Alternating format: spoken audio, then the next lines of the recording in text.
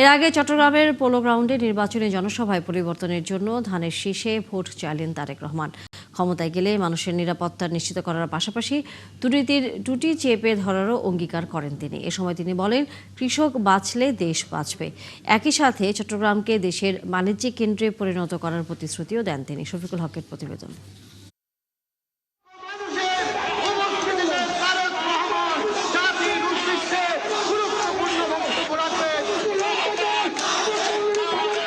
গোটা শহর যেন প্রকম্পিত তারেক রহমান আর ধানের শীষ স্লোগানে।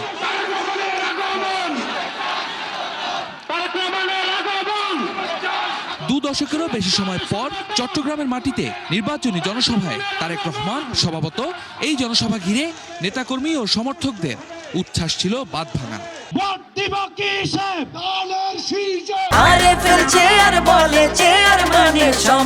চেয়ার, ক্ষমতার নয় সমতার চেয়ার। বেলা 12টার দিকে জনসভা মঞ্চে যখন তারেক রহমান আসেন, তখন পুরো মাঠ ও আশপাশের এলাকা জনসমুদ্রে পরিণত হয়। লাখো জনতার সামনে আগামীর বাংলাদেশ এবং চট্টগ্রামকে নিয়ে দলের পরিকল্পনা তুলে ধরেন তারেক রহমান। বাণিজ্যিক রাজধানী ইনশাআল্লাহ বিএনপি আগামী 12 তারিখে নির্বাচনে আপনাদের সমর্থনে বিএনপি সরকার গঠনে সক্ষম হলে খালেদা জিয়ার সেই উদ্যোগ যত দ্রুত সম্ভব আগামী বিএনপি সরকার সেটিকে বাস্তবায়ন করবে।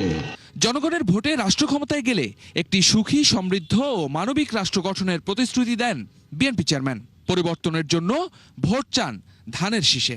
পরিষ্কারভাবে আজকে আমি আপনাদের সহ এখানে হাজার লক্ষ মানুষের সামনে পরিষ্কারভাবে বলে দিতে চাই, আমরা যেসব পরিকল্পনা গ্রহণ করেছি সেই সব পরিকল্পনার মধ্যে কেউ যদি আইন শৃঙ্খলা ভঙ্গ করে বা দুর্নীতির মাধ্যমে সেগুলিকে বাধাগ্রস্ত করেন, তাদেরকে কোনো ছাড় আমরা দেব না ইনশাআল্লাহ।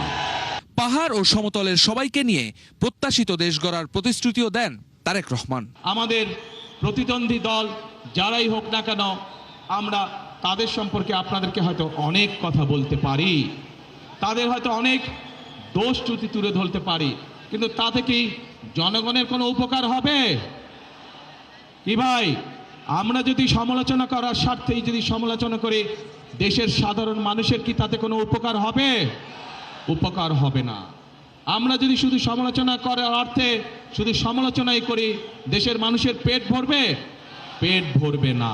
নির্বাচন নিয়ে ষড়যন্ত্র হচ্ছে অভিযোগ করে এর বিরুদ্ধে সবাইকে সজাগ থাকারও আহ্বান জানান বিএনপি প্রধান। বিগত 15 বছর যেভাবে আপনাদের রাজনৈতিক এবং অর্থনৈতিক অধিকার ছিনিয়ে নেওয়া হয়েছিল, সেরকম একটি ষড়যন্ত্র আবারও শুরু হয়েছে।